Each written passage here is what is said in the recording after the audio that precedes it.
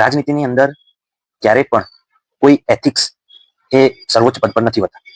જ્યારે પણ કોઈ નાનો એવો લાભ દેખાય, કે પછી વોટ હોય કે પછી કોઈ સીટ હોય, તો તમામ પોતાના સિદ્ધાંતોને કોઈ પણ પાર્ટી નેવે મૂકી દે છે. એનું જ એક તાજું ઉદાહરણ છે એઆઈએમઆઈ. ઓવેસીજી હમણાં કીધું કે મારી પાર્ટી એ ફક્ત ને ફક્ત મુસ્લિમોની નથી.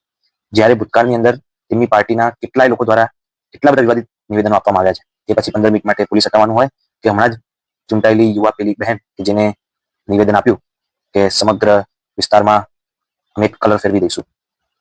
એટલે મહારાષ્ટ્રના ઇલેક્શનમાં 125 કરતા વધારે કોર્પોરેટર એ એઆઈએમઆઈએમથી જીતીને આવ્યા છે. પણ ઓવેસીજીનું કોઈ એવું રોલ મોડલ નથી કે જે એમને કામ બતાવ્યું. જેમ કે ગુજરાત સરકાર હતી તો મોદી સાહેબે એ આધાર બતાવ્યો, અરવિંદ કેજરીવાલજીએ દિલ્હી બતાવ્યું. તો ઓવેસીજીનું એવું તો શું કામ હતું કે જેના આધાર પર એમને દરેક જગ્યાએ મત મળે છે? તેનો જવાબ છે ફક્ત ને ફક્ત ધાર્મિક રાજનીતિ, કે પોતાના મુસ્લિમ સમુદાયના નામે વોટ માંગે છે અને પોતે નકારી રહ્યા છે. જ્યારે તે બીજેપી પર ઘણી વખત આરોપ લગાવે છે કે તેઓ હિન્દુઓના મતથી જીતે છે, હિન્દુઓની પાર્ટી છે. પણ જ્યારે વાત પોતાની આવે છે તો પોતે પોતાના આખા રંગ બદલી દે છે.